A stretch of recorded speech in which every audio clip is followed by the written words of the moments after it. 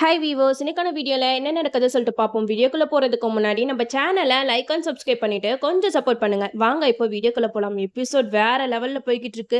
நம்ம கார்த்தியை இப்படி சுத்தி வளைச்சு பிடிப்பாங்கன்னு கொஞ்சம் கூட எதிர்பார்க்கவே இல்லை. நம்ம கார்த்திக் வந்து நல்லாவே மாட்டிக்கிட்டாரு. மைதிலி துர்காவோட ஃபங்க்ஷனுக்கு வந்திருக்காங்க. அப்போ அவங்க பாட்டுக்கு சிவனேன்னு தான் உட்காந்துருந்தாங்க. நம்ம சந்திரா திடீர்னு வந்து நெக்லஸ் வந்து உங்க பேக்ல தான் இருக்குன்னு எனக்கு சந்தேகமா இருக்கு, கொஞ்சம் உங்க பேக்கை கொடுக்குறீங்களா அப்படின்னு சொல்லிட்டு மைதிலி கிட்ட கேட்க, இதை கேட்ட சாமுண்டேஸ்வரி வந்து சொல்றாங்க, ஏன் சந்திரா நீ இப்படிலாம் பண்ணிக்கிட்டு இருக்க, வேணா வீடு அப்படின்னு சொல்லிட்டு எவ்வளவோ சொல்றாங்க. ஆனா சந்திரா கேட்கற மாதிரியே தெரியல. மைதிலி கிட்ட ஹேண்ட் பேக்கை பிடிங்கி அதுல செக் பண்ற மாதிரி ஆக்ட் பண்ணிட்டு இருக்காங்க.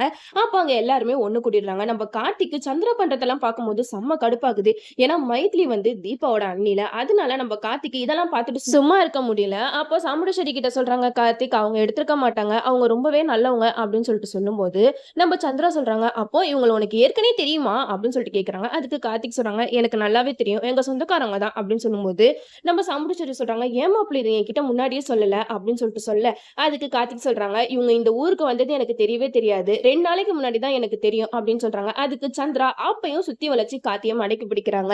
ஏன் 2 நாள் முன்னாடி எங்க கிட்ட சொல்லிருக்க வேண்டியதானே அப்படின்னு சொல்லிட்டு சொல்ல, இதை கேட்ட கார்த்திகை என்ன பண்றதுன்னே தெரியல. அப்போ சந்திரா வந்து சாமுண்டேஸ்வரி கிட்ட சொல்றாங்க, அக்கா நான் வந்து இவன் யாரு என்னங்கிற விஷயத்த கண்டுபிடிச்சு உங்ககிட்ட ஆரம்பத்துல இருந்து சொல்லிக்கிட்டு இருக்கேன், ஆனா நீ எதையுமே காதுல கூட வாங்க மாட்ற. இவன் தான் இந்த ராஜா சேதுபதியோட பேரன், அது மட்டும் இல்லாம இவனுக்கு ஏற்கனவே கல்யாணம் ஆயிடுச்சு அப்படி இப்படின்னு சொல்லிட்டு கார்த்திய பத்தின உண்மை எல்லாத்தையுமே சாமுண்டேஸ்வரி கிட்ட சொல்றாங்க. நம்ம கார்த்திகை என்ன பண்றதுன்னே தெரியல. மயிலுக்கும் அப்பதான் புரியுது, ஓ ஒருவேளை கார்த்தி ஏற்கனவே கல்யாணம் பண்ணானே அந்த பொண்ணோட அண்ணிதானா இவங்க அப்படின்னு சொல்லிட்டு மயில் வந்து கொஞ்ச நேரம் யோசிச்சுட்டு இருக்காங்க.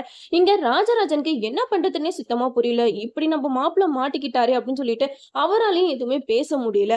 அவரும் ஏதாவது பேச வரும்போது நம்ம சாமுண்டேஸ்வரி, நீங்க யாரும் பேசாதீங்கன்னா நம்ம மாப்பிள்ளை கிட்ட பேசிக்கிட்டு இருக்கேன் அப்படின்னு சொல்லிட்டு கார்த்திகை பத்தி பேசுறாங்க. சொல்லுங்க மாப்பிள்ள, சந்திரா சொல்றதெல்லாம் உண்மையா, உங்களுக்கு ஏற்கனவே கல்யாணம் ஆயிடுச்சா, இதை ஏன் நீங்க என்கிட்ட சொல்லல அப்படின்னு சொல்லிட்டு கார்த்திக் கிட்ட வந்து சாமுண்டேஸ்வரி கேட்க, இதை கேட்ட சந்திரா வந்து, அவன் எப்படி சொல்லுவான், அவன் இந்த வீட்டுக்குள்ள வேற நோக்கத்தோட தான் வந்து நுழைஞ்சிருக்கான், அது மட்டும் இல்லாம இப்ப நம்ம ரேவதி வாழ்க்கையும் கெடுத்துட்டானே அப்படின்னு சொல்லிட்டு சந்திரா வந்து ஓவரா பேசிக்கிட்டு இருக்காங்க. அக்கா நான் சொல்றத நீ இன்னும் நம்ப மாட்டல, இது உனக்கு நான் ஆதாரத்தோட நிரூபிக்கிறேன் அப்படின்னு சொல்லிட்டு கார்த்தி தீபா 2 பேருமே ஒன்னா போட்டோ எடுத்துப்பாங்க இல்லையா, அந்த போட்டோவை எடுத்துட்டு வந்து சந்திரா கிட்ட காட்டுறாங்க. இத பார்த்ததுமே நம்ம சந்திராக்கு தலையில இடி விழுந்த மாதிரி ஆயிடுச்சு. அப்படி பயங்கரமா ஷாக் ஆகி பாக்குறாங்க. அது மட்டும் இல்லாம நம்ம ரேவதிக்கு அந்த போட்டோ பார்த்தோன்னே என்ன சொல்றதுன்னே ஒண்ணுமே புரியல. அந்த அளவுக்கு ஷாக் ஆகி நிக்கிறாங்க.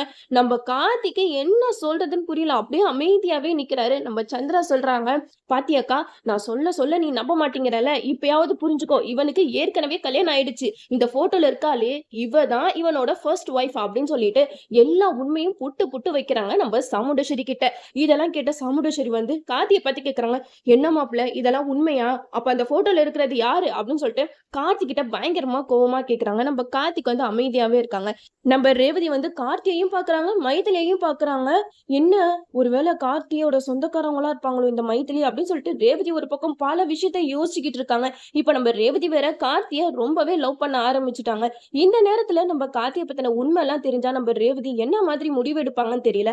அது மட்டும் இல்லாம நம்ம ரேவதி கார்த்திக் மேல வச்சிருக்க லவ்னால கண்டிப்பா கார்த்தியோட பாஸ்ட அக்செப்ட் பண்ணிப்பாங்க தான் நான் நினைக்கிறேன். ஏன்னா ஏற்கனவே ரேவதி மகேஷை லவ் பண்ணி கல்யாணம் வரைக்கும் போயிட்டாங்க. அப்படி உள்ள பொண்ணையே நம்ம கார்த்திக் வந்து அக்செப்ட் பண்ணிட்டாங்க. சோ இதை வந்து அக்செப்ட் பண்ணிக்க மாட்டாங்களா நம்ம ரேவதி அப்படின்னு தான் தோணுது. அது மட்டும் இல்லாம இப்ப எல்லா உண்மையுமே நம்ம சாமுண்டேஸ்வரி கிட்ட சந்திரா வந்து நிரூபிச்சுட்டாங்க.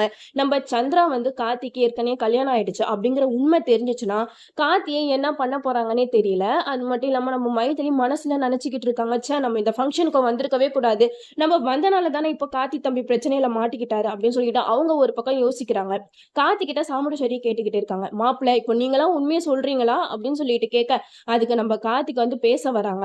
இதோட இந்த எபிசோட ட்விஸ்டாவே முடிச்சிருக்காங்க. ஆக்சுவலா இந்த எபிசோட்ல என்ன நடக்கும்னு பாத்தீங்கன்னா, நம்ம கார்த்திக் வந்து ஒண்ணு உண்மையை ஒத்துக்கணும், ஏன்னா இதுக்கு மேல தப்பிக்கிறதுக்கு வாய்ப்பே இல்லை. ஏன்னா சந்திரா வந்து போட்டோவை காமிச்சு நிரூபிச்சிட்டு இருக்காங்க, எனக்கு ஏற்கனவே கல்யாணம் ஆயிடுச்சு, இந்த பொண்ணு பேரு தீபா, இவன் வந்து ஒரு ஆக்சிடென்ட்ல இறந்து போயிட்டா, அவ இறந்தோன்னு தான் எனக்கு மனசு கேட்காம நான் இந்த ஊருக்கு வந்தேன் அப்படின்னு சொல்லிட்டு கார்த்திக் வந்து உண்மையை சொல்லிதான் ஆகணும். அப்படி சொன்னா நம்ம சாமுண்டேஸ்வரி சாமுண்டேஸ்வரி வந்து, சரி இவன் வந்து ஏற்கனவே கல்யாணம் ஆனவனா இருந்தாலும் ஒய்ஃப் வந்து இறந்து தானே போயிட்டா அப்படின்னு சொல்லிட்டு அக்செப்ட் பண்ணிப்பாங்களா? அப்படி இல்ல இந்த உண்மையெல்லாம் மறைச்சு என் பொண்ண இப்படி ஏமாத்தி கல்யாணம் பண்ணிட்டானே அப்படின்னு சொல்லிட்டு கார்த்திய வீட்ட விட்டு தொரத்த போறாங்களா? அப்படிங்கிறத நம்ம வெயிட் பண்ணி பார்ப்போம். என்னதான் இருந்தாலும் நம்ம கார்த்திக் வந்து நேர்மையானவங்க. சோ இவ்ளோ தூரம் வந்ததுக்கு அப்புறம் நம்ம கார்த்திக் வந்து எந்த உண்மையுமே மறைக்கவே மாட்டாங்க. ரேவதி கிட்டயும், சாமுண்டீஸ்வரி கிட்டயும் தீபாவ பத்தின எல்லா விஷயத்தையும் சொல்ல தான் போறாங்க. ஓகே வியூவர்ஸ், இந்த வீடியோ உங்களுக்கு பிடிச்சிருந்தா லைக் பண்ணுங்க. மறக்காம நம்ம சேனல சப்ஸ்கிரைப் பண்ணிருங்க.